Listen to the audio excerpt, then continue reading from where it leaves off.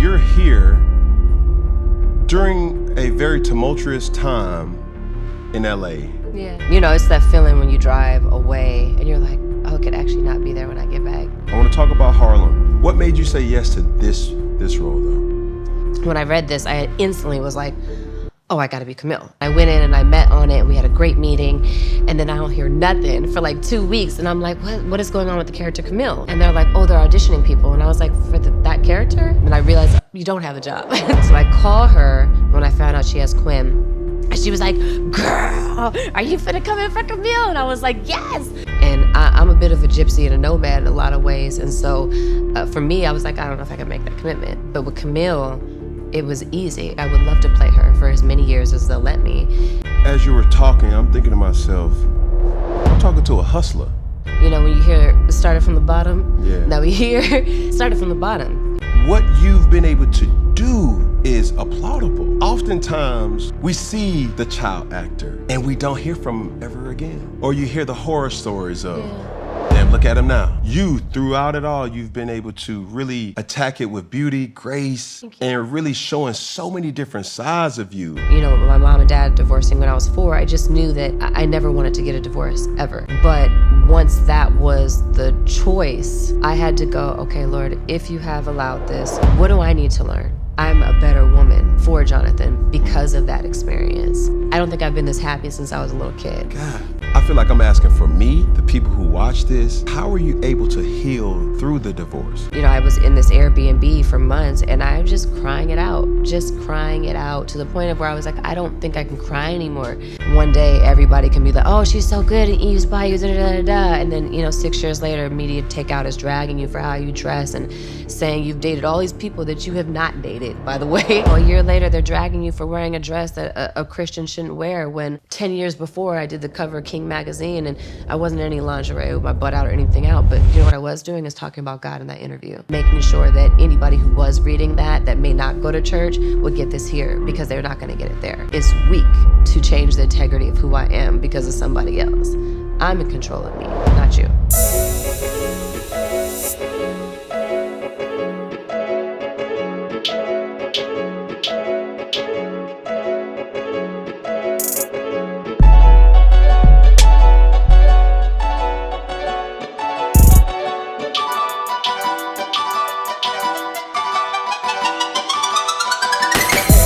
Stop. We're going to get back to the content at hand, but while I have your attention, I need you to go to iconicsaga.com and become an icon today. That's ad-free content, exclusive giveaways. Become an icon today. Just $1 a month. Back to the show. Hey, you! Come here real quick. Come in closer. Closer. Hey. Hit that subscribe button. Back to the show. Oh, what's good, what's poppin', what it is, what it ain't, what it could be, what it should be, what it would be. Cam Newton and Son, Mr. Boogie to all, and I'm here with another episode of Funky Friday. Now listen, I promise, I really do promise to give good content for the masses, but I also do promise to keep it funky for your asses. Whew. Now, we're in for a treat today because my next guest, or this guest, needs no introduction. But out of the fortitude of the show, it only will be right if I do it. This is an actress, a super beauty, and super talented. I present to some and introduce to others, Mrs. Meagan Good. Thank you. How are you? I'm doing great. Now, I like to acknowledge the fact that you're here during a very tumultuous time in LA, where the fires have impacted so many people. Yeah. Being a Californian. Yeah, and I guess it's an Angelino. An Angelino. Yeah. Wow. Yeah. How has that been for it? Was any damage done or what with the LA fires? By the grace of God, our house is still standing. But it was, you know, literally in our backyard. We live, well, I don't want to say we live, but we lived very, very close to one of the fires that was literally not far from us at all and making its way, and we had to evacuate. And, you know, it's that feeling when you drive away and you're like, oh, it could actually not be there when I get back. for real. And what I will say is watching people lose their homes and seeing how devastating it's been to everybody. That part of it has just been, I mean, it's devastating. Right. That's all I can say. But what I can say is sitting, you know, in the car, like driving to my sister's house in the middle of the night, the feeling was, okay, I got my man, I got my dogs. And as I was like, you know, Jay was like, pack, we gotta go right now. And I was like, thinking like, what do I get? Right. And as I looked around, I realized I don't need anything. I have him, the dogs are okay. My mom, my sister, my nephews are over there. My dad, you know, is not in town. My little sister is in Orange County. My older brother, you know, everyone's out the way. I don't need anything. I got us. We're okay. We're alive. Anything else that happens, we'll figure it out as long as we have our lives. And so it's a strange feeling, even coming on this tour to promote Harlem. You know, I struggled. I was like, should I even leave home? Should I be going anywhere? Especially when other people weren't as fortunate to not lose their homes. For sure. But then my feeling was, we have to put something good in the world. We have to be able to have moments to be human and be reminded that we're alive and to laugh and to love. And then also we got to come together as a community, you know, and Los Angeles has really done that in a powerful, powerful way. And also when I think about the show, I think about what it's done for the community and that I've been allowed to take part in and be a part of. And I think about what it's done for the culture, and I just want people to have something to go back to. And to be able to laugh and cry and to feel connected and know they're not alone. Man, we're going to talk about Harlem in a second, but it just hit home for me as you talk, where you're leaving with no sense of if that's going to be there when you get back. Yeah. And my heart goes out to every single person who was a part of it, but we see it from afar. Being in Atlanta on the East Coast, you can empathize because it doesn't hit until you see the visual. Yeah. You see the helicopter views, you see the airplane views, and you see how broad the fires were, and people lost memories. It hit home because as you was talking, I remember my girl saying, early on, there was a tornado that hit in Florida, and it flooded her house. Yeah. And all the baby pictures, all like those things that people don't even think about when you go back to, that's home. Yeah. Yeah. Yeah, that's what I was talking to my little brother who lives here in Atlanta. And, you know, him and his wife, Tiffany, my sister, they lost all their baby pictures and their son had passed. And so they lost it in Hurricane Katrina. And so when he hit me up to ask me if I was okay, I was like, are you okay? Because I know this has to be triggering. It's triggering, you know? for sure. But what I will say is again, we are a resilient people. And, you know, the beauty is that it has brought so many of us together. And I don't know that there's a lot more important things in life than remembering that we all have our individual purposes, but our collective purpose is to be there for each other. Yeah. And it's moments like this where we show up in ways that we didn't even know that others would, or we didn't even know that we would. So. Right. I want to talk about Harlem. You guys are in your third season. For people who may not have seen Harlem, tell us a little bit about it, and what is it like on this side of promoting it through this lens? Harlem has been a godsend. For me, you know, coming onto this show, it was something that I had not been previously kind of allowed to do in some ways, where people really didn't know if I could do it, which is a lot of physical comedy, which is being quirky and awkward and all those things. And that's so much of who I actually am at heart. And so coming into it, for me, it was a reminder that I can still surprise people after 30 plus years of being here and existing and reinventing myself and living and growing and all those things. And then to be on a show that is so authentically Black Yeah. And so proud of how we show up in the world to see successful women navigating and hoping and dreaming and believing and sometimes failing miserably, but also like triumphing and navigating life. I think everybody can relate to that. Yeah. And I think with these characters, you can see some of yourself, if not in 1, 2, 3, or 4 of them.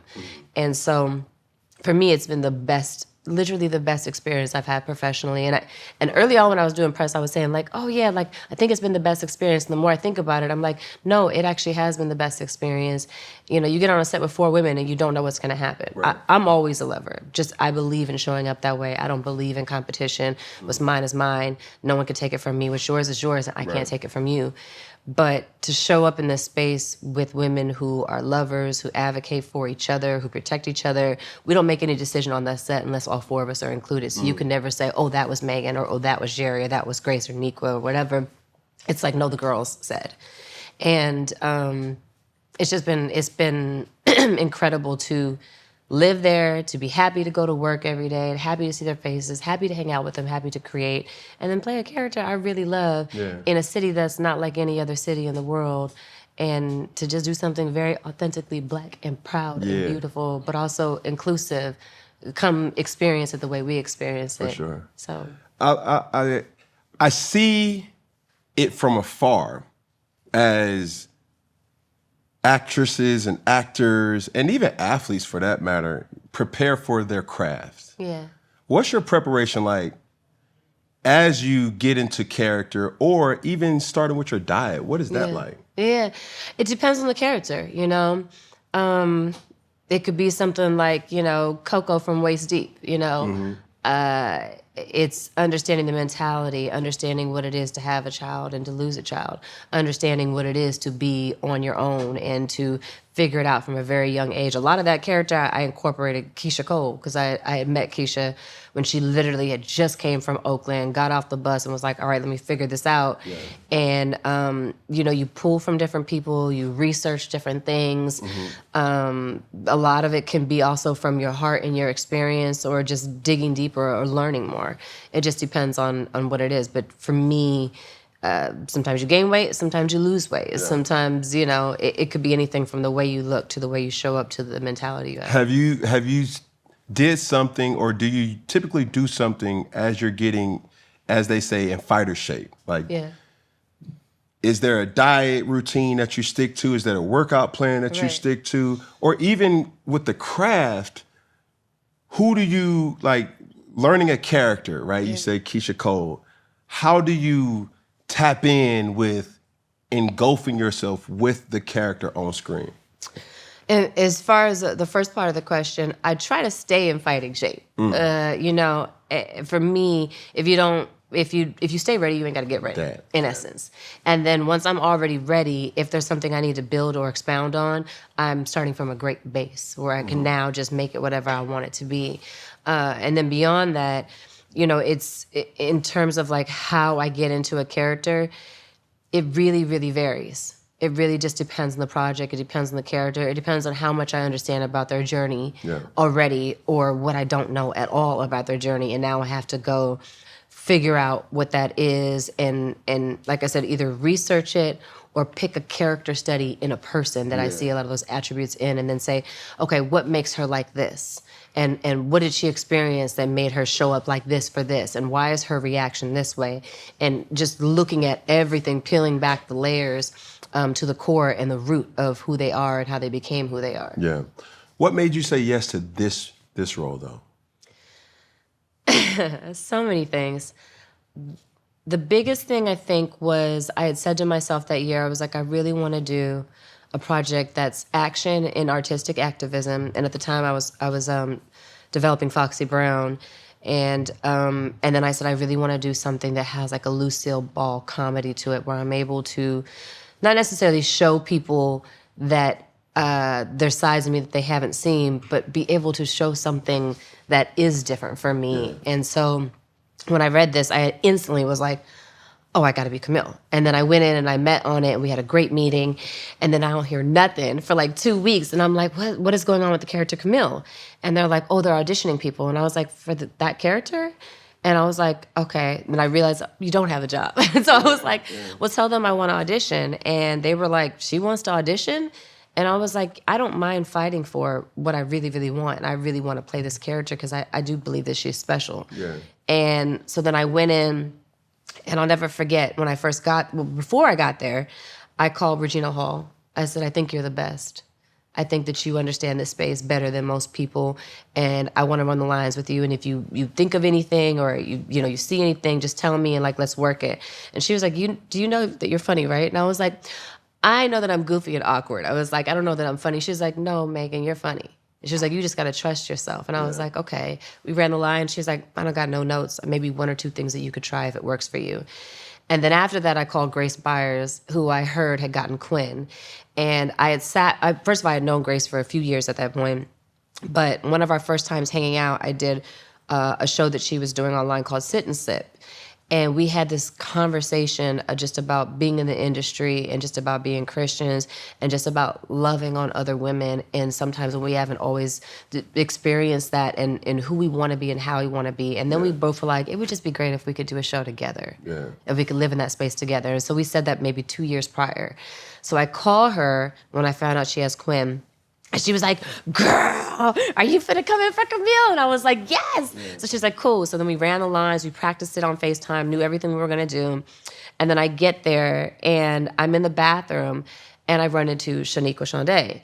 And she comes up to me, and she says, do you remember me? I said, from where? She was like, about 5 years ago, you were working on this show, and a friend of mine was guest starring on your show, and he FaceTimed me so that we could talk. And we claimed and touched hands on the screen and said, we're going to do a show together in Jesus' name. That was 5 years ago. Wow. And I was like, that was you? So we ended up praying in the bathroom, like crying, covering each other. And then when I went in the room, the first person I tested with was Jerry Johnson. And from the moment I walked in, I was like, oh, I love her. We're going to be friends forever. Yeah. I can feel that, you know? And then, and then of course Tyler and just with him, it was like natural, easy. And then, here we are 5 years later, 3 seasons later, and I love these people and I truly adore them. We have a friendship and a sistership and a brothership that just extends way beyond the show. Yeah.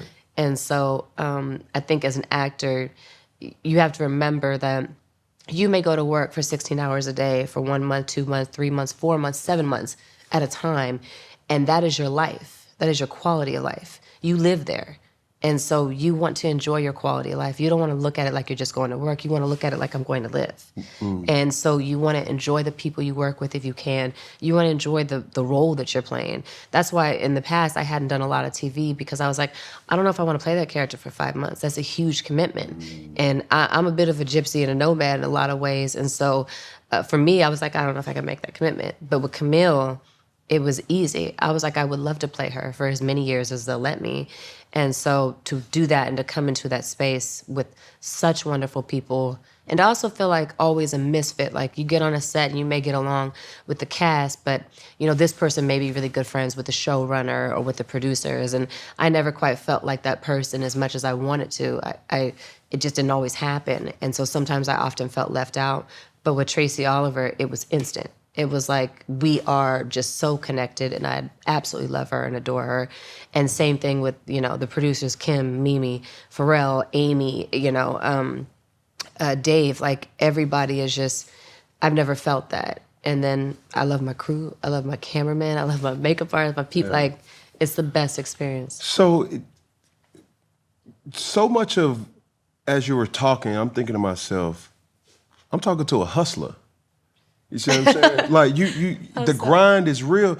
How so is because me being with an actress shows a side that I never could really respect or not even know. I was so oblivious to, or naive, that's the word. I was naive to the hustler of the actor or an actress. Like you gotta do lines, you gotta go for this role and you gotta audition. Yes. You audition? Like, yes, I have to audition. I have to do lines, FaceTime. I have to go to a specific space to, I have to really get into this character. And I may not even get the role. Right. Or I go in for one role and they want me for something else. It's like, how is that process for, and I owe a service, and I want to make sure that I do the service of putting people on game from the people who we see and idolize and humanize them, to tell them a nugget that you say you want to be an actor, you say you want to be an actress, but this is what it's really like. Yeah. How do you find the spirit to say, this is the grind of my trade? Yeah. It's ingrained in me. You know, I started when I was 4, and then I also, you know, when you hear started from the bottom, now we hear started from the bottom, you know, being in the background of a scene, 10 people back and not even being seen. And then going from that to figuring out how to get a little bit more up front, to figure out how to stand next to the star, figure out how to get just one line, figuring out how to get 3 lines in a scene, figuring out how to be in 3 scenes, figuring out how to be in an episode, you know, and because of that, I think that it's given me a baseline to understand that God is the reason for the season, and I get to be here. And yes, I have to do my work, and I have to grind, and I have to hustle, and I have to show up a certain way. But a huge part of that showing up is understanding that you got to do the work, and the rest of it is a faith walk. Every single time you finish a project as an actor, you do not know when your next job is coming 90% of the time, probably 98% of the time. And then in some cases, you don't know if your next job is coming. You're constantly believing and trusting in what God's put inside of you, the work that you've done, what you believe you're capable of, and that God's going to meet you halfway, and that's actually going to materialize and become something. And that's been my entire journey, my entire life. And so, one, that's why my faith is the way that it is unshakable, unmovable in that sense. And then also, I enjoy that because it keeps me trusting and believing, and it keeps the optimism, the childlike optimism, you know, that all things are possible, and all things are possible. I've seen it time and time and time again, and I love that part of the journey. Man, listen, you're like you an OG. You're a rarity because you've been on the scene for so long, and people don't realize that. I first knew Meagan good from my cousin Skeeter. That's how, and then even for people that are like, my cousin Skeeter, what the fuck is that? It's like, you see it, and now it's like, oh, that was her. On top of, I had an opportunity to talk to Ice Cube.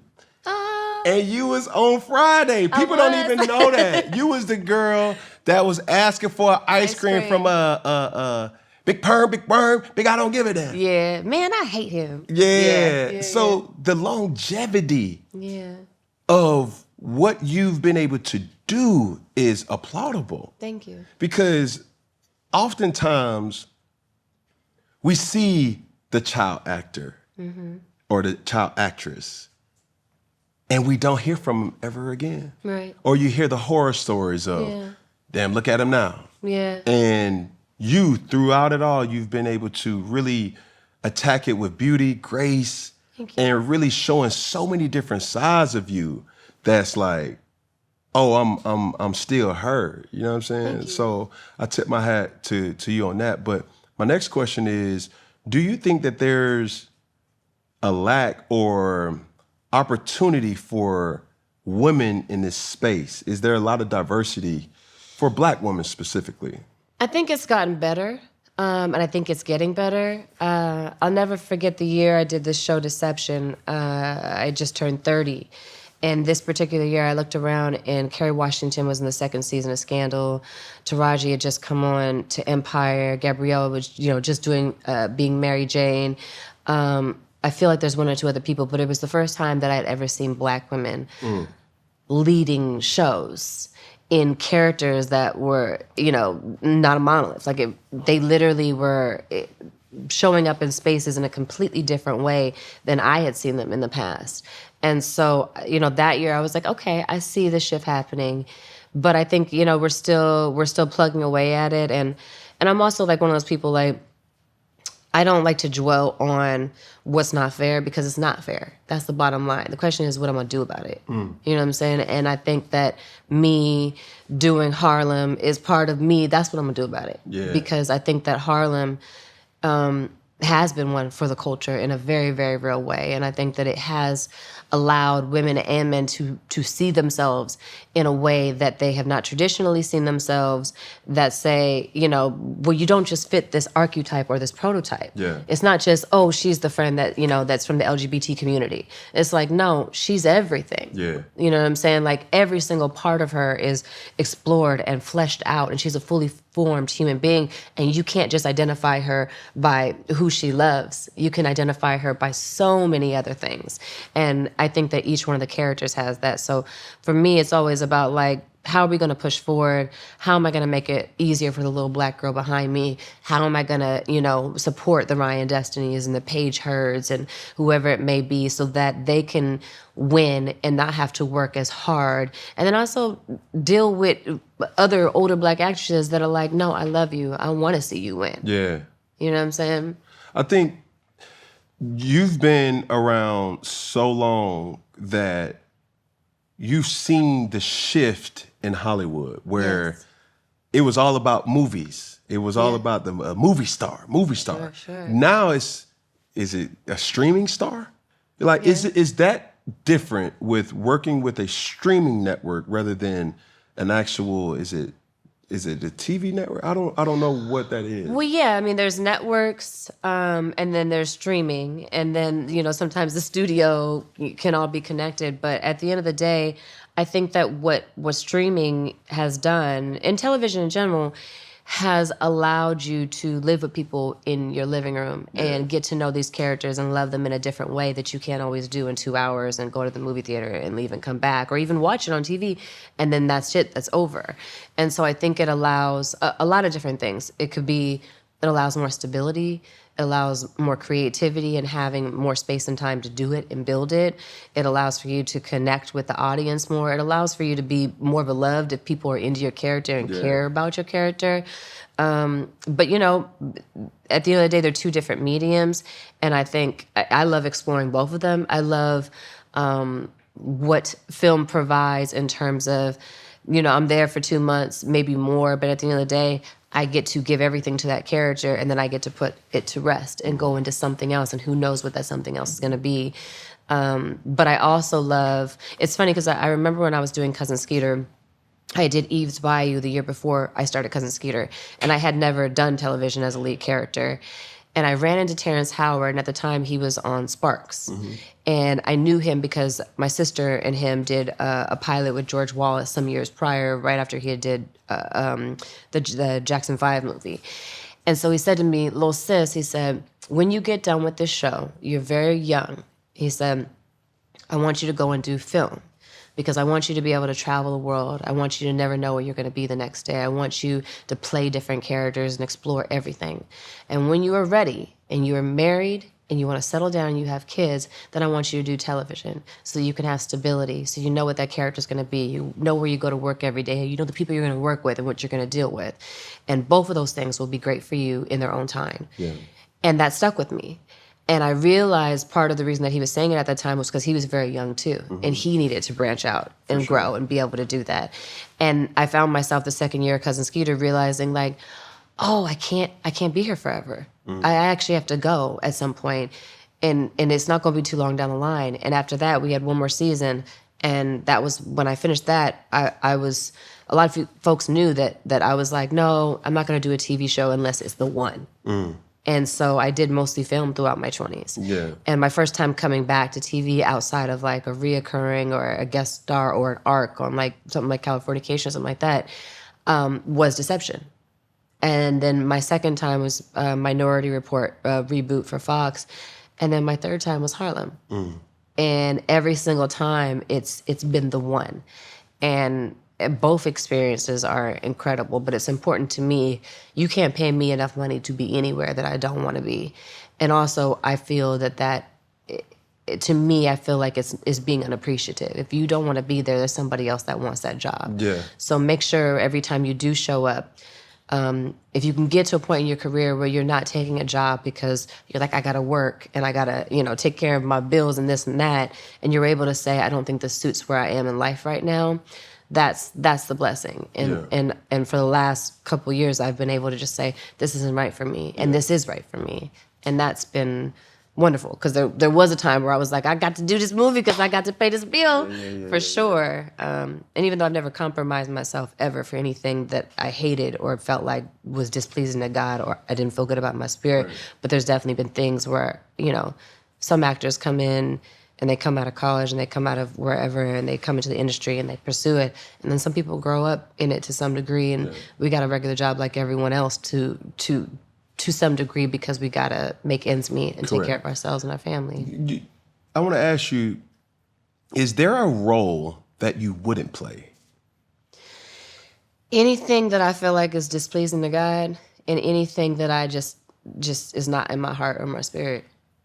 Like how do you sift or filter, like, boom? Because we're talking about a day and age where it's sex, it's triggers of how can we push the audience to the edge, but not over the edge? How can we tell a story authentic to the story needing to be told? Is it, and I hate to say it's something that you gotta go dark without me really harping on it, because it's many different things. Like, I've had multiple actors and actresses on this platform, and I'm always eager to know, what would you not do? There's been things in the past where there was a certain amount of nudity, and I was like, but this doesn't warrant this. For me, I feel like what you want me to do here, the journey there doesn't warrant this moment. And so I'm not going to do it. And it broke my heart to say no, because I was like, can we just not do this? Because I really love the rest of this journey. But to me, it was gratuitous, and I don't want it that bad. Period. You know what I'm saying? Like, I love what I do. I love creating. I love art. But I love me more. And I love the integrity of who I am and who I want to be more. Yeah, that's hard. I guess, has there ever been a character that you've played that was hard for you to come out of? Okay, I as you think, right? I remember yesterday. I was seeing one of the producers or the director of Training Day. And he was saying that King Kong, that iconic King Kong ain't got nothing on me with Denzel. Denzel, that was a ad lib. Like, oh, you Denzel. You motherfuckers. And I'm like, that's an ad lib. Well, what the heck? But for those actors, and even, you know, with Christmas just passing, and you hear about the Joe Pesci's, and his tactic was, I really wanted to put fear in Macaulay Culkin. Like, I wanted him to kind of be afraid of. But as an actor and actress, those are real emotions that you got to trigger and tap into. Nobody talks about, do you do therapy to come out of it? Sometimes. Because the truth is, your body doesn't know the difference. When you are getting yourself to a space to respond to a character that you're playing that is losing another character that's dying in a scene, you're responding to that response. Your body doesn't know the difference. So a lot of times, you know, I wouldn't say that I've ever had trouble coming out of it after I left a project, but I've had, you know, trouble coming out of it a little bit after the scene, where I might have just, where I needed to go and what I needed to gain access to, I needed to go cry it out, and I needed to go cry it off. And, you know, definitely feeling sometimes somber or heavy or emotional after the fact, or getting home and just having a good cry, is part of the job, you know. But the reason why you do it is the payoff. And then also the things that you even have the ability to have access to, you realize that in those moments, that's why you have access to them. And it allows a peace and a healing that you even had to go through, whatever you had to go through, that's now in your toolbox that you can now use for this scene. It says that was worth it. That happened so that I could use it for this moment. And in this moment, when somebody else sees it, it's going to do something for them. And that means that my whole journey is validated. Even the things that I think are horrible or painful, whatever it is, they, for me, they allow me to connect to other people. And they allow me to be able to pour into people's life. And rather it's as an actor or as Meagan sitting in an interview, it gives me authority to say, I've been there and I know how that feels. Yeah. And it validates the fact that I went through it because it's for something greater than me. Oh, for sure. I want to ask this question because there was a documentary that came out about some heartbreaking things with child actors. Yeah. And how was that process for you, right? And there's a slew of different ones that we've grew up on, Home Alone, different series of Bernie Mac show. You grow with these characters, but not forgetting this is not cartoon, this is not animation. These are real people. These are real people. Yeah. And when you hear it, it's like, oh my God. Yeah. And how has your journey being in the industry for so long? And what has that journey been like for you? Oh, that's such an interesting question. For one, the blessing is that my mom was always close by. And my mom asked me hard questions and created a safe space for hard conversations. She wasn't a stage mom by any means. She was always in the background, but always near for me. I think that sustained me when there was a lot of loopholes that I could have fallen through, for sure, especially my personality. I'm a Leo through and through. I'm an extremely free spirit. I don't, like, a lot of times people are like, no, and I'm like, well, why not? Why can't we just, like, what rule is this? This is what? Is this a law? And even if it is a law, but why? Yeah. You know? What about, let's try something different. Let's change history. Let's, so I think that my mom saved me a lot. And I think my relationship with God saved me a lot because it was I know my relationship with God and my mom saved me a lot because it was my parameter. It was the base that I built things on. It was how I made the ultimate decision based on what I wanted to do and what I felt that I should do. A lot of times I didn't do what I wanted to do because I was like, I don't want to disappoint God. And in essence, I really don't want to disappoint myself as well. And I don't want to disappoint my mom. So I think that really saved me and protected me. And then another thing is, my level of success at a certain age wasn't the levels of success of Raven Simone by 13 years old or Macaulay Culkin by 13 years old. And my journey has been a slow burn that has allowed me to be, 19 and go to a club and stand outside for 2 hours and be like, but I just want to get in. Yeah. And then, by 21, I can walk in with 5 guys and get a table and a whole whatever for free. And then by the time I'm 22, I'm still waiting outside for an hour and 15 minutes and I can barely get in with my girlfriend. To 24, I can come in with, 3 guys and I might get a table, I might get 2. To 25, and so every part of the journey has taught me to not believe my own hype and to not play myself that way and to understand that if this becomes your identity, at some point you will crash and burn.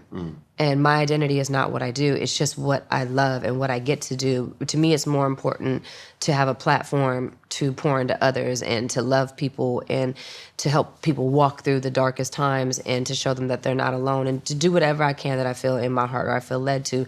But the journey has taught me to have perspective and to understand that a lot of things aren't personal, that we take personal because of our ego, and to stop taking them personal and to stop taking on things that have nothing to do with me. That's who that person is. And even though I may be getting the blunt end of it, it has nothing to do with me and I refuse to take it on. And so my journey has been great in a lot of ways. It's been challenging. It's been hard. There's been some tough seasons. There's been some things that have happened, not necessarily because I was in the industry. It's just the things I've experienced in my life. And then there's been some really amazing, I can't even believe I'm here. Yeah. I can't even believe I get to do this. This little black girl from Santa Clarita, California, just from a family of one black family in a city where there's no other people who look like me, with tons of racism and being called the N-word every other day and having teachers straight up tell me I don't think you're pretty enough for what you want to pursue, all kinds of things. And for me to be sitting here now and to still be intact and to love myself and to be overconfident the way that I've been as a child, to me, it blows my mind. I'm like, how the hell? Yeah. How are you I don't care if she don't think I'm pretty enough. I know I'm fine. I don't know. I don't know, but I'm just really thankful. So you've been on this scene for I personally, I want to ask this question of like, what's the biggest change being in the industry that you've seen over the years? It's like, like they had this thing where Gen Z, they put a cassette in front of them. They said, "What is that?" Oh my God. Like a floppy disk. That's so stressful. And they was like, "What is this?" They put a CD player in front of them. It's like, "What is that?" A DVD player.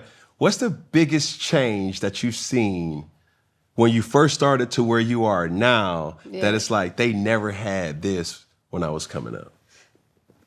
Camera phones. Camera phones came out when I was 26. You know, like the little flip phone, you take a picture, you know. I seen so-and-so. That came into like fruition when I was like 26. And then by the time I was 30, it was really like when the first iPhone came out. And so I'm thankful that there were no cameras when I was under my 20s. But just watching that and then watching these young people in the industry try to navigate everything that they do being documented, and people having an opinions and judgments on seeing a split second and having no context and deciding who these people are, my heart went out to them. You know, when people started talking about Chloe Bailey, when she was like really just coming into her own as a woman, or whatever it may be, it bothers me because I'm like, you don't even know. And so, yeah, that part of it is very different. How has your spirituality been a force for you in Hollywood? You know what I'm saying? Because, like, I respect how you've always been gracious and speaking about your spirituality. God doesn't want me to do that, you know, and staying grounded in that from a Christian, understanding that temptation comes a mile a minute, especially in the life. Sure. What is your spirituality kind of done for your sanity? It is my sanity. You could have a conversation with someone and we could be talking about what's possible, what's not possible, and then you insert God and we're having a totally different conversation. And for me, I'm always having a totally different conversation because to me it's always about God. And that has been my sanity, is the fact that I know, and I'm still even learning how much God loves me and how much God has sustained me and carried me. And I'm even learning it in a different way in this season. That is very interesting because when I got saved when I was I 12 or 13? I believe I was 12. It was because some kids that I went to a youth group with ended up passing away in a car accident, and two of these girls, the two that survived, one got severe brain damage, and one of them came out the least scathed, physically, I guess you could say, but mentally, she's the one who remembered everything, and she's the one who survived. But seeing her get saved is what made me get saved. And so when I did get saved, I became that very religious kind of like Bible stomping, like telling my sister, like, but you lost your virginity, I just don't want you to go to hell. Like I was like that kid. Like nobody told me when they lost their virginity. By the time I lost my virginity, I was 19 or 20. And it's because I was like, but this is the one I'm going to marry. I was trying to make excuses just so I could do what I wanted to do. But ultimately, with my journey, I think that now I'm in a space of understanding that the way God loves me and the way God has sustained me and the way that God has allowed me to have this life is everything. It is everything. Mm-hmm. And then also understanding that doesn't mean that I have to be religious about it. It means that I have to truly have a relationship with God and know God for myself and continue to pursue that and continue to discover and continue to know that I can't do enough to make God love me by my actions or this or that. I just have to know and continue to love God and continue to allow God to teach me and grow me and be authentic. And so that is what my journey has been. And I'm actually really loving the way it's like transitioning in this season too, because I think it's all a life walk, and we're constantly doing it, and we're constantly walking it out and learning new things. But if I didn't have that, I don't know that I would be here. I wouldn't be me without that. I must ask this question because spirituality teaches us a lot, but how has spirituality been able to allow you to process divorce? Mm-hmm. Because I created this platform because nobody's having these real conversations. Right. And nobody's asking the right questions. Right. Because mistakes happen. Yeah. Situations happen. Mm-hmm. And we're able to learn by hearing people's story and being better from it. Right. So how has something that you've felt like a forever thing go through it publicly? Yeah. And now here you are. Yeah. How has that been for you? It's interesting because, I had seen a comment that someone had said, because I was talking about Jonathan, and I was saying, I was praying and I just know that God brought us to each other. Mm-hmm. And someone was like, but didn't she say that with her ex-husband? And I didn't say exactly that, but I said what I said. And what I said about how God brought us together at that time is exactly true. But I think that people have to understand there are God things and then there's us things. Mm-hmm. And the us things are us having free will. And that free will is to obey God and to decide to get divorced or to get married or to be in a relationship. But at the end of the day, God doesn't cause these things. We cause these things. And so accepting that God has allowed it and trying to navigate all the feelings that I had, because, at the time I was so mad at God. I felt like, how could you know this was going to happen? And here I am, and why? And then, investigating myself and asking questions to myself, and then asking questions about, my ex-husband, and just kind of like really trying to process everything. And I was so devastated. I'm trying to figure out how to talk about this while also respecting DeVon. For sure. But there was a moment where I was like, well, then what is it all for? You can try to do everything right, and you can try to do the best that you can do, and the end result could be still something that you had not anticipated when you thought that could never, ever be the end result. Correct. And especially after, my mom and dad divorcing when I was 4, I just knew that I never wanted to get a divorce, ever. And I probably would have never gotten a divorce, ever. But once that was the choice, and once DeVon filed for divorce, I had to go, okay, Lord, if you have allowed this and we, have free will to decide what we're going to do, what do I need to learn? And how do I need to grow? And I can't decide that I don't trust you now because I don't understand or because I'm even mad at you. I still have to trust you, and I still have to believe you. When it talks about the Bible, about when the word is given in different parts of the ground that it falls on. And I always thought I was the one who it fell on, like the ground that just took it in and was like, no matter what, I'm right. And that shook me to the core, because I was like, I don't want to be, the ground that it falls on, and as soon as, something bad happens, it gets choked out of them. You can't just, So for me, it was like, all right, Lord, what are you doing in this season? And what am I supposed to learn? And how am I supposed to grow? And what is next, And so once I accepted that God had allowed it, and I accepted that God's love for me and God's love for DeVon has not changed, then I was like, okay, so what do you have for me? And what does that look like? And then I began to get excited about, okay, well, I'm in another act of my life.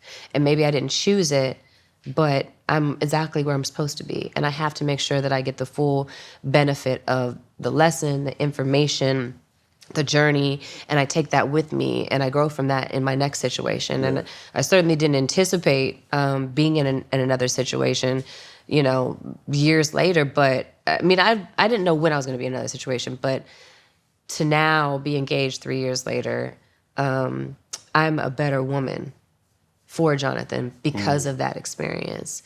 And I know that I'll be an even better wife because of that experience. And also because of who Jonathan is. Right. And what I understood that I needed and the type of person, all of that stuff comes together. And then now that we're here, I can allow Jonathan to help me be an even better person, and I can give that to him as well. And so all of it, even the bad seeming stuff, it really does make you better. And it really is about perception and attitude. And if I want to say, well, this happened and this ain't fair and this ain't... No, Meagan, it's not fair. That's life. Yeah. What are you going to learn from it, and what are you going to do about it? And what are you going to accept the next phase of your life? And are you going to accept it with joy and excitement and be like, I'm still alive. I get to live. Matter of fact, I think I'm the best me that I've ever been in this season. I'm going to push into that and continue to grow in that. And as I've done that, I have never been happier. I don't know. I literally said this the other day. I don't think I've been this happy since I was a little kid. God. And I don't think I had the ability to love the way that I have now because of the hurt and the pain and understanding what love is from my perspective and what is necessary. But that right there, that's what I feel like I'm asking for me. I think I'm asking for the people who watch this, is how are you able to heal through the divorce? Yeah. Because you hear these horror stories about, I don't think I could ever love again because of the heartache. And not only that, it's being in the public eye and being reminded of, girl, you just, and you did that, and you said the same. Those things, how were you able to heal to become happy again? My mom was really there for me. My sister was really there for me. Therapy was a real thing. Letting myself feel, because I'm such a positive person and such a glass half full. My notion and mindset already goes, well, look, you can't control this. This is that. You got to accept that. What you going to do next? But your heart and your spirit still has to acknowledge and download and process and heal.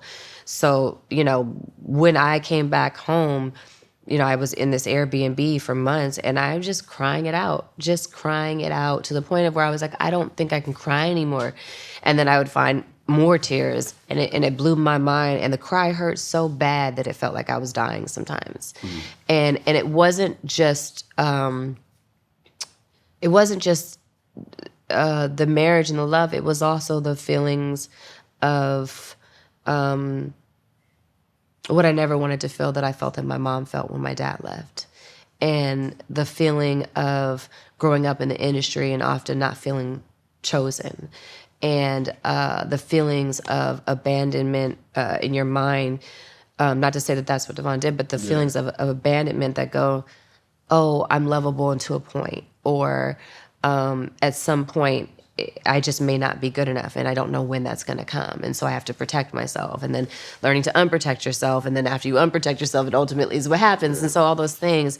And so the pain was more about, it was more about me and how, and what I wanted to believe that I deserve, and what I felt like was happening in that moment, and me having to reflect in myself and say, how does that make me feel about me, and what's really deeply under the hood in those feelings, and examine that.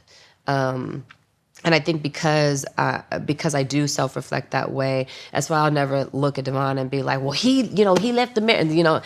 It's like we all are navigating, and we all are walking through, and we're all human beings. And also, even in that is a good human being. At the end of the day, going through the divorce, there was no I want this person's that, or this person's that, or this person owes me this, or I'm mad at that person, or I want to fight with them, or I'm going to say this or that publicly and make them look this, It has always been a respect and a protection over the other, and wanting the best for them, because I think that we both know that we're both good people.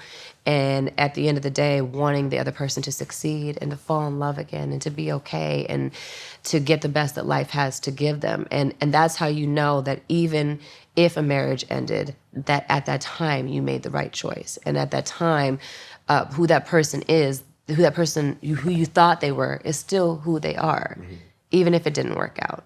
And I think that part of the healing process is knowing that that part is true.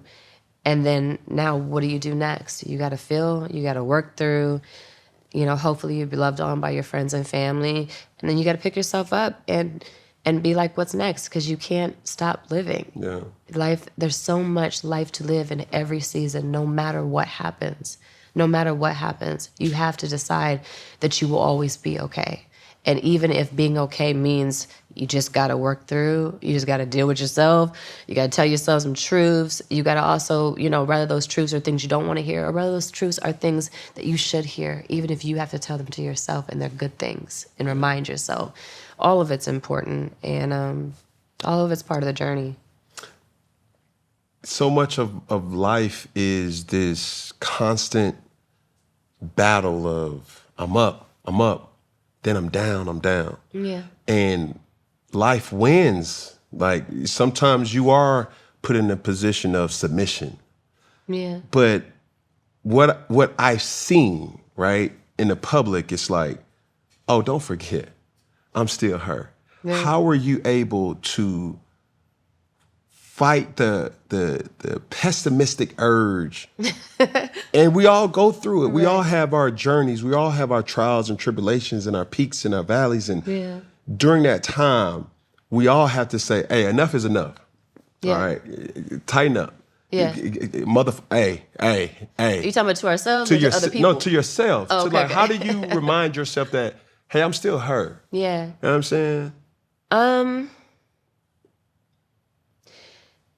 It's an interesting thing because I've never felt like I wasn't, and I don't mean that in an arrogant way. I mean, I know who I am at the core.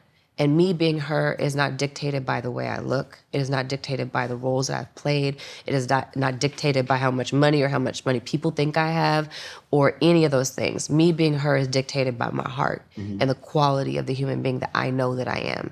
And that part can't be changed or faltered or dimmed, or it can be hurt. It can be wounded, but the quality of it is not going to change. And even in being hurt or wounded, I work at understanding that being bitter is a waste of my time. It doesn't hurt anybody but me. And so I have to choose how I want to receive things and download things, and then how I want to turn around and now navigate based on that information. And so that's never changed for me. I realize that one day everybody can be like, oh, she's so good and eased by you, da, da, da, da. And then, 6 years later, media takeout is dragging you for how you dress and saying you've dated all these people that you have not dated, by the way.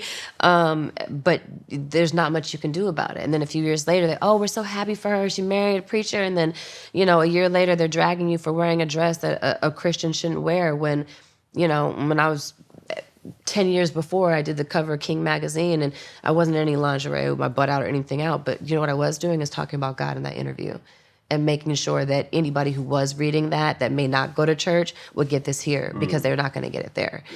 And I've always been consistent. And so I realized that, 1 second they love you and everyone's rooting for you. She's going through divorce. We want to see her be okay. And the next second, people think that they know something, and they really just don't.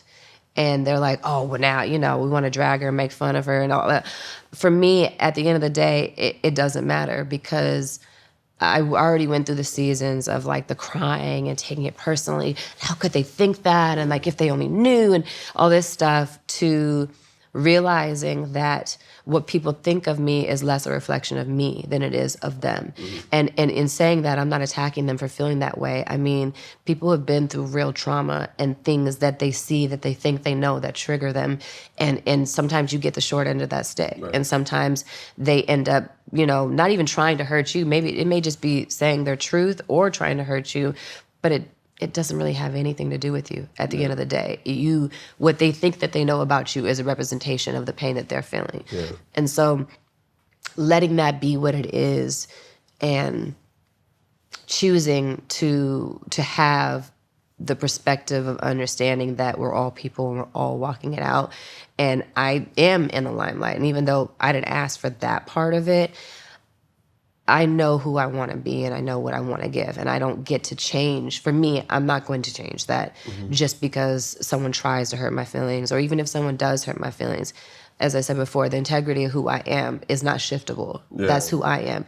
To me, this is going to sound bad, but to me it's, and I don't mean this in an arrogant way or an ego way, it's weak to change the integrity of who I am because of somebody else. I'm in control of me, not you. Was it hard to date after the divorce? I'll say no because once I decided I'm in a different active life and I have to be open. And also, I think there was a part of me was rebellious too towards God. It was like, I did everything that I could do to the best of my ability. And I can't say I did everything perfect, but I can look myself in the mirror and say at that time, I definitely did everything to the best of my ability. And if this was the result, then a part of me felt like, well, what's the point of trying to do everything right? I'm just going to look, Lord, I need you to just sustain me because you know. So part of it wasn't hard for that reason. And then ultimately it wasn't hard because I was like, you do know, and you really do know me, and you know I'm trying to navigate this and figure this out, and so I'm going to trust you. And when you bring something, and I'm not looking for anything, but whenever you do, I'm going to trust whatever you tell me and the way that you share it with me. And so, even when the person that I love came and there were so many different things going on, I've had a peace through it all. Yeah.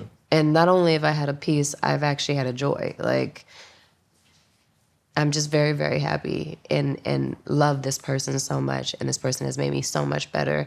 The only thing that's been painful is seeing him go through what he goes through, because that hurts me to see him hurt when I know him the way that I know him and when I know what I know. But ultimately, we all have our journeys and we all go through things, and they're all different for everybody that are not,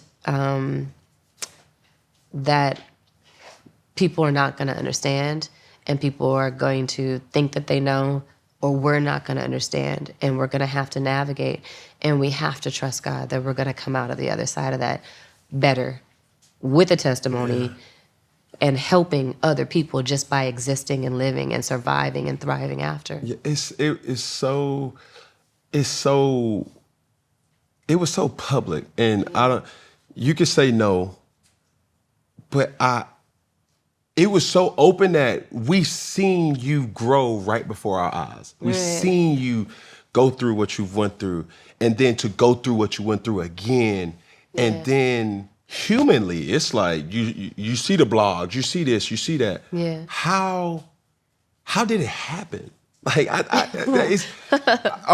you see it, but from my perspective, it's like how. You see that, then you see this, and then like, it happened. And then when you see it, I saw you guys at the Hollywood Unlocked. Yeah. And I looked at it from afar. I was like, no, like this is some real and powerful shit. Because how? I can't even say how. Like I said, I wasn't looking for anything. And even, I can't even say even, just in everything. Yeah. I have grown so much. Mm-hmm. And part of that growth is really just been a God thing and a trust in God thing. And my prayer a few years prior was like, in this journey as I go along and I am following you, Lord, and trying to navigate and figure out what you want me to do and how you want me to do it, I need you to relieve me from the pain of considering how other people feel. Because even though I have perspective in my head that says, well, this doesn't matter if they're talking this way about this person or that person, you in good company.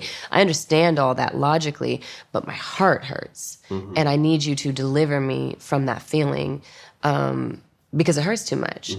And you know, I went through a season where people thought that I was bleaching my skin. I had went to this esthetician that I ultimately found out was unlicensed, and she messed up my skin bad.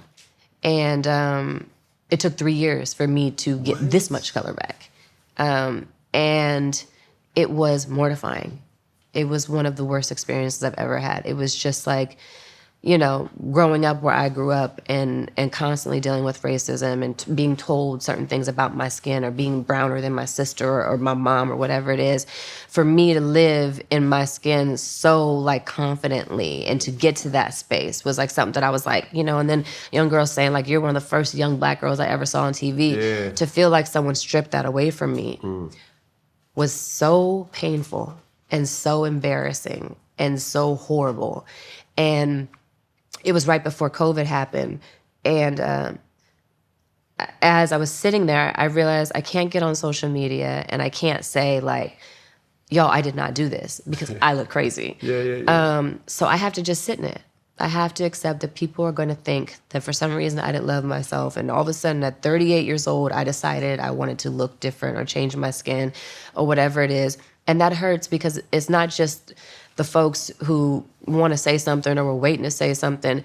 It's also like the little babies and young girls who are being fed this commentary that this is not the way I want to represent myself. Like it was tough. And so I was sitting there praying and I was crying, and it was another one of those moments where I was like, Lord, you knew this was going to happen to me at 38. Like, why? Like, and then this peace came over me and the settling, and I realized that it was an answered prayer. Because I had to sit in it, and because I could not defend myself, and because there was nothing I could do about it, and because there was no guarantee that my skin was going to even correct itself, I had to accept that people are going to think what they're going to think.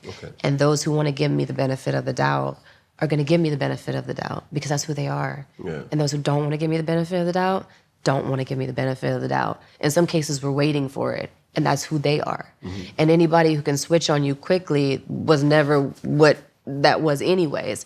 And so in accepting that, I almost had to like start laughing through the tears. And I was like, oh Lord, this is an answered prayer, but why I gotta be like this? And then it was like, because it had to be like this in order for me to really, really let go. In order for me to, you know, I always say I've often felt for many years that I was like standing at the edge of this cliff and like people are poking and prodding and judging and deciding and telling me things about myself that I know aren't true. And I just was like trying not to fall off the cliff. And with this, I just turned around and jumped. I said, you're not gonna push me. And as soon as I jumped, I started flying. And as soon as I started flying, I started soaring. So for me, even though it was a horrible experience, it delivered me and it prepared me to go through a divorce publicly. It prepared me to walk alongside my future husband with my head held high, knowing that I know who he is. It prepared me for everything that may or may not come whenever it comes. And so sometimes I'll be praying, I'll be like, Lord, I need you to deliver me from this, but please don't hurt me. Like, but I know he's not, because his plan is always to prosper me. Even if something hurts in a moment, that's not the bottom line. That's only the gateway to where I'm going and where I've gotten on the other side of that. It was worth it. All of it has been worth it. So. You in your bag right now, just letting you know. Thank you. You definitely there. And just for the viewer, could you give people game, right, who have went through divorce and the shame or the ridicule of that? Because whether you're in the public eye or not, we all come from something, and it's like, this is the standard, this is the way it's gonna be, but your journey is different. How can you really counsel a person who's been through that and say, hey, you can find love again? Yeah. Like, what does that look like for the masses to hear and be empowered by? I think it looks like you have to know that you deserve it. But first of all, you deserve you, and you are lovable. And however the journey shapes up and whatever it is, you deserve whatever it is that your heart truly, truly desires. And God wants that for you in most cases, unless it's something that's not good for you, that's going to hurt you. But anything that is good for you, that you truly want, most of the time God wants that for you. And you just have to be willing to just keep trying and keep going for it, because you will regret not trying, but you won't regret if you try and you succeed and you're on an incredible journey. And even then, like, you don't know what journey is going to be what, but you deserve to be happy, and you deserve to be full, and you deserve to know that you are lovable, and that somebody will be on the journey with you that maybe even loves you more, and maybe even loves a full version of you, and maybe that's part of the journey. But whatever it is, you just got to get there, and you just got to walk it out, and you just got to never give up. And you just got to have as much as you can, not a toxic positive attitude, but a positive attitude of, like, knowing, like, God wants the best for me. Mm-hmm. And even if I don't deserve it, I deserve it because God says so. Period. So let me just keep walking it out and keep living everything that life has to give me to the fullest capacity, because when it's all said and done, and it will be one day for each one of us, you want to have used it up. And you don't want to feel like you sat there and unless it's a healing process and something you need to sit there for, you don't want to feel like you sat there and wasted time dwelling on things that are not important. They're just a part of the process, and they're important to acknowledge and to grow from and to heal from. But it's not important to stay somewhere that doesn't serve your fullest quality of life and your highest good and what you want and what God wants for you. Do you want to have kids? I do. Really? Yeah. It's like, do you feel the pressure? I think I did before. Okay. And I don't respond well to pressure. Anyone who knows me knows if you push me, then I probably am not going to move. But I think that before, it was like this idea of, if you're a woman, then you should want to have kids. And if you don't want to have kids, then what's wrong with you? Mm-hmm. And I think that I had to relieve myself from the idea that, because I knew that there was nothing wrong with me, but I had to relieve myself from the idea that people are going to think something's wrong with me, so that I could actually investigate, okay, what is your concern? What is your fear? What are your thoughts? What are your things? This is that.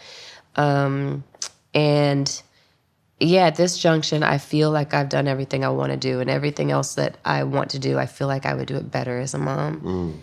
And also, yeah, and this is not a comparison to my last marriage, but at all. This is more the season that I'm in right now with the person that I'm in it with. We just have so much fun together, and I just want to raise kids with him, and I just want to do life in a very specific way that I know that we can, because of our personalities and the way that we see the world and the way we move through the world. And at the end of the day, you know, it's us, and that's how I want it to be. I want to be backpacking somewhere in the country with a kid strapped to my front. Hey. And Jonathan beside me and one strapped to his back. You know what I'm saying? Face that. That's what I want. Yeah. So. Man, it's so good to hear. It's like, everybody's different, right? Yeah. How do you find, what's your happy place? Like, set the tone. Like, what do you do? What do you eat? What do you, like, what's the thing that automatically just... Music, prayer, good conversation over a glass of wine or champagne or something. Cheers. Cheers. That part.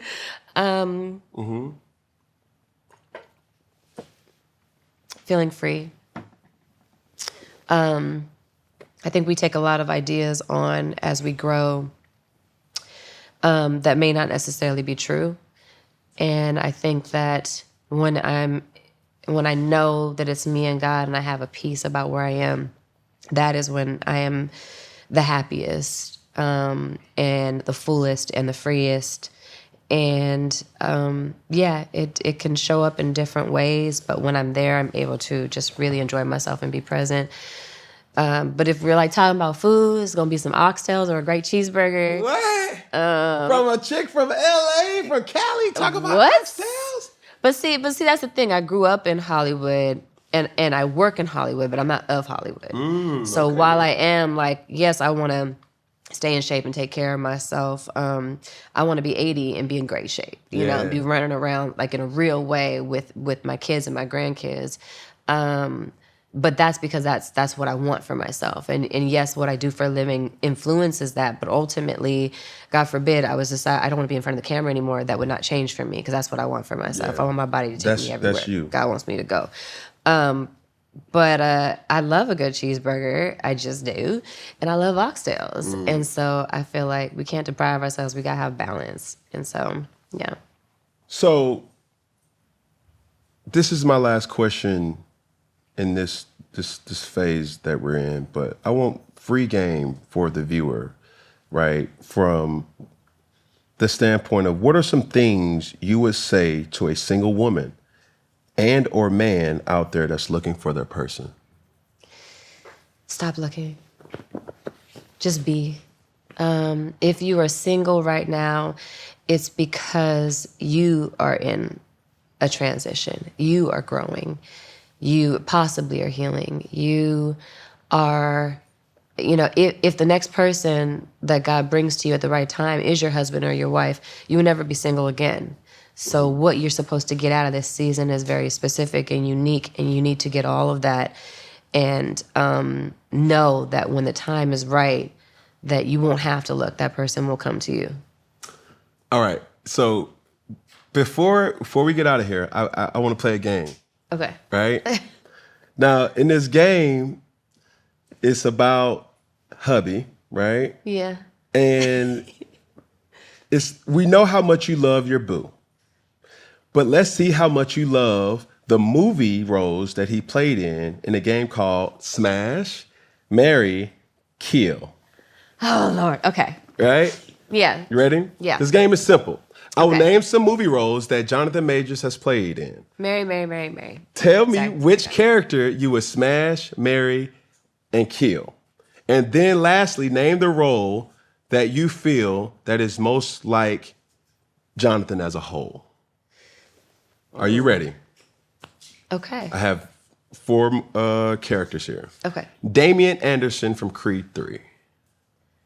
Smash.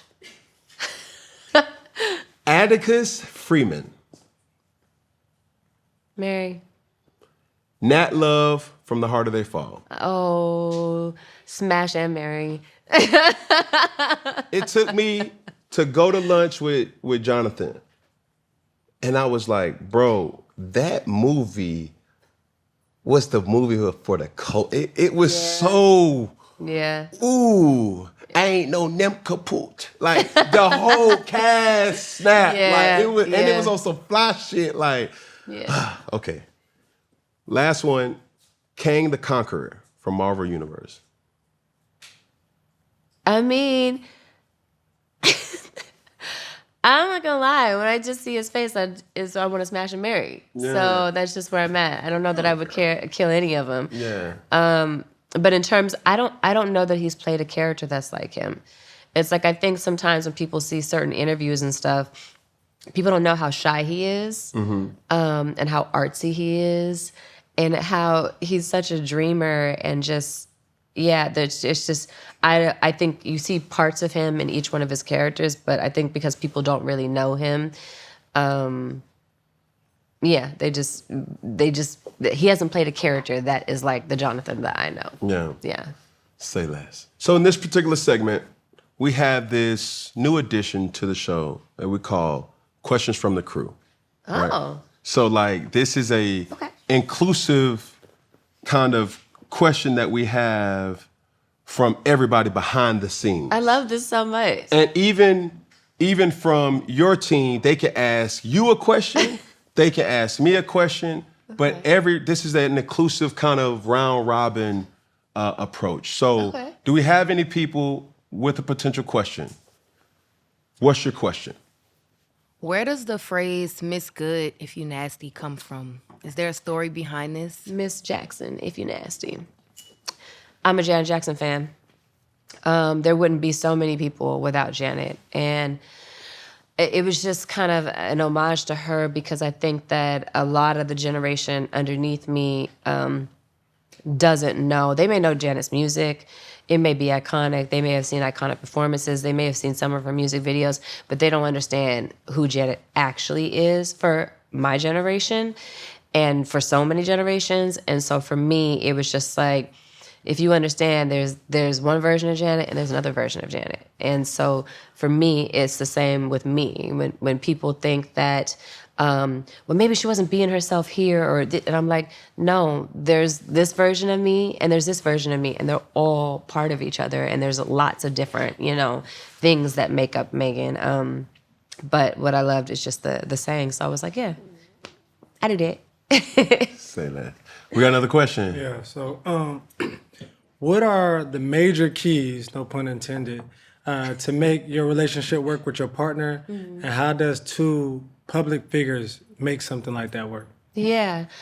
I think the major keys are unconditional love and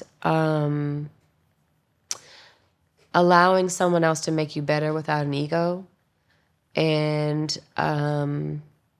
accepting someone for the fullness of who they are, and not trying to change them or make them who you think or want them to be, but understanding that if you're choosing this partner, you need to love them for the fullness of who they are.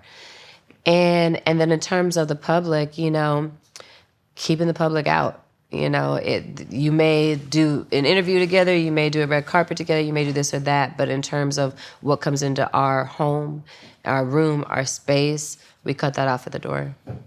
Yes, ma'am. One more question. As an advocate for women's empowerment, how do you think we can encourage more women to take leadership roles in Hollywood and in other industries? I think that we can encourage women to take more leadership roles in Hollywood and also other industries by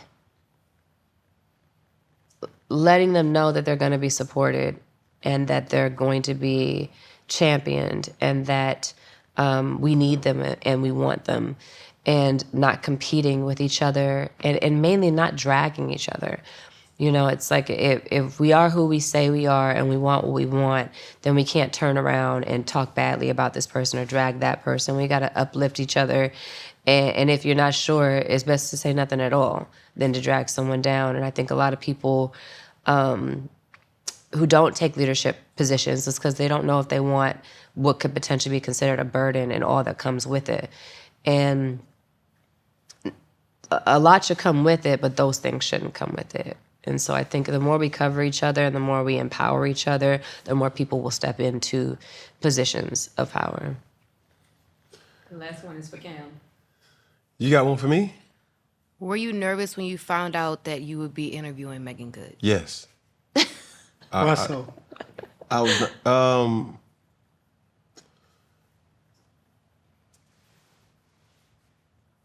I want to normalize humanizing people. Yeah. And it's hard sometimes because a lot of people come with motives. Yeah. Hidden agendas. And I got you. Hey, did you get that on camera? Did you do Yeah. that? And I just appreciate you giving me this opportunity. And even with an ongoing relationship with Jonathan, and like, just like, bro, we here with you, bro. Yeah. Like, and I gotta be honest. I'm like, my nigga, hey, bro, we here. Yeah. And having this opportunity to share this time was like, I want to make sure that I do the proper service for the viewer, that we impact, Yeah. we empower, and also entertain them in a way that they leave like, oh man. Yeah. And my fear was, I didn't know if I was going to really tap into that pocket. Right. And as you're talking, I was like, damn, she dropping some motherfucking gems. Like, yeah, for sure. Like, this a good one. This one of the one. Like, and I already know, Kristin, like that was the fear. And knowing that you are human. Yeah. And sometimes you don't have to explain yourself. Yeah. We all feel, especially in the public eye, where we gotta, but why God? But why me? Yeah. And this, instead of why me, it's why not me? Yeah. Like I've showed so many different sides of myself. I showed the vulnerable sides. I went through public scrutiny. I went through this and I went through that. And yet I'm able to have a platform that I can explain myself when in the past you wasn't able to do that. Yeah. And all I want to do is be able to humanize people in a way where it's like when they come to Funky Friday, it's like that was an honest, impactful conversation that we need more of this. Yeah. You're doing that. Yeah. Yeah. I just want to thank you too for the opportunity to come on your platform and to be a human being and to know that is a place in a space where I can not only be honest because I'm always honest, but I don't have to be careful how I speak because the intention is not to get me. For sure. And also because of the way you show up in the world as a human being, as a real person, and in all that, people don't always allow men to be vulnerable. People drag them when they make mistakes or don't make mistakes, you know? And so the way that you've shown up and the way that your response to some of what you've experienced is to help other people. You know what I'm saying? Most people do the opposite. Yeah. And your response is, how can I help someone else? And how can I love on someone else? And how can I give them a platform for them not to experience what I have experienced? Directly and indirectly. Directly because when people even see how I dress, it's like, bro, be you. We don't need no more Meagan goods. We need you to be whoever you are. You can be inspired by that. You can be inspired by Cam, but be uniquely you. Amen. And indirectly because it's like, when you do go through something publicly, you may not ever speak to your biggest fan, but they see how you carry yourself. They see what you said and they relate to it. And even for me, it's like, I'm human. I never wanted to be the person that was just perfect. I want to have struggle. I want people to see me fall. I want people to see me scratch my knee. Amen. And even with my children, they're the most sacred thing to me because as I'm growing queens and kings, I can really tell I've been through it, son. Yeah. Kuda baby, I've been through that. Yeah. Shakira, I've been through that. And I stood tall. Yep. And through it all, I'm a better person. So yeah. Amen. There we go. All right, so as we end things here at Funky Friday, I'm going to give you some lines or some actions to kind of act out. You dig what I'm saying? Okay. We're going to start with this camera right here in unison. Then we're going to go to that camera in unison. Then we're going to finish with that one. I'm going to do one for an example. And when I say all together, we're going to say one love. Okay. When I say all together, we're going to say what? One love. One love. So I'm going to go one finger, one pinky, one thumb, all together, one love. You ready? Okay. Here we go. One finger. Oh, I do it. Love you. Okay, I thought I was just saying one love. Take two. Let's go. Here we go. Okay. One finger. No, hold on. That was one finger that was wrong. Okay, here we go. I'm ready. Take three. And action. Here we go. One finger. One pinky. One thumb. All together. One love. You dig. Make it good, ladies and gentlemen. Oh, my God. Thank you. Oh, that was awesome. Appreciate you. Thank you for your grace.